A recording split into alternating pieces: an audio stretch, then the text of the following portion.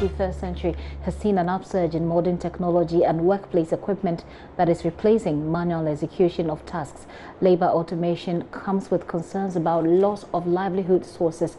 Amidst worries about how to mitigate the effect across the globe, there are optimists who believe all cannot be lost. Live FM's Kwesi Deborah explores how the work of an artist gives hope to the world of manual labor. Left with over 300 books to fold and bind, Barnabas Sam would have to endure sitting for another 3 hours. He had done 200 before lunch.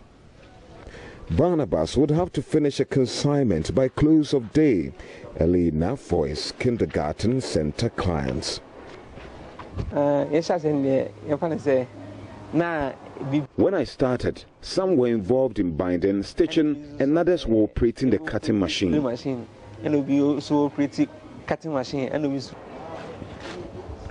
Alfred is one of Barnabas' 12 employees. Though he can fold and bind, he specializes in stitching, a role he has performed for 5 years. Barnabas is satisfied at their work, though sometimes he is bothered by negative work attitude. Most of them are lazy and like idling about. He has acquired and installed new machines and replaced outmoded equipment to facilitate workflow. Nonetheless, his workforce remains unthreatened.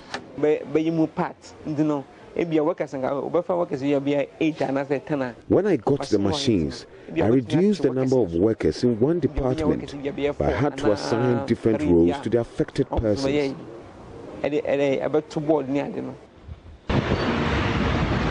The World Bank estimates 2/3 of jobs worldwide will be lost as a result of automation, and is therefore advocating new and innovative ways to reach the poor so that the world can be stable and safe. Jim Yong Kim is president. Aspirations on the rise everywhere. Jobs being eliminated at huge percentage. This is just our estimate of how many currently existing jobs will be eliminated by automation in these countries. Despite the fear, many continue to extend the argument. Here is Master of Fine Art student of the Kwame Nkrumah University of Science and Technology. She gathers shavings from cane weavers in major cities in Ghana. And they come as a result of someone else's labors. She believes no matter how automated the labor world becomes, the human touch will remain indispensable. In our postmodern industrial world, the act of handmade still exists, but in diverse forms. So it's not about touching the work. It's not about having a physical contact with the material, but if you're able to give a command to a machine to do an artwork for you, in one way or the other, there's this manual touch to it because there's a presence of human element in there. Call it a headgear or doormat. She has, however, invoked and empowered the ghost of manual labor. My name is Esther Fosu, and this installation you see here is titled Necromancy of Stitching, Weaving, and Crocheting. Also known as Labor of Love. For JoyNews, Kwesi Deborah.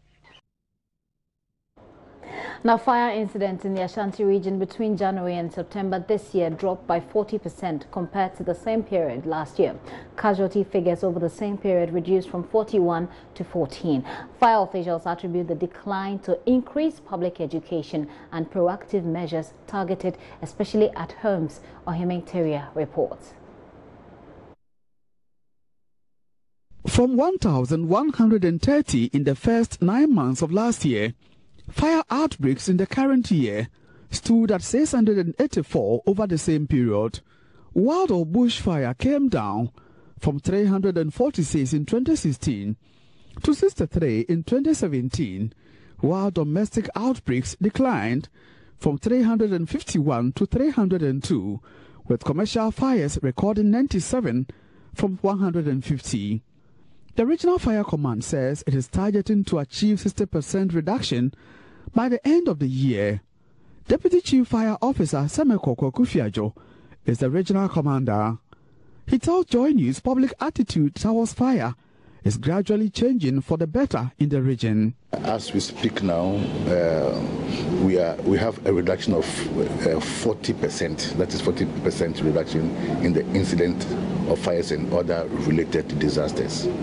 And what mainly accounted for this is, before the beginning of this year, we set a target that we need to record a reduction in fire-related incidents by 60%. So by the first quarter, we had reduced it to 53%.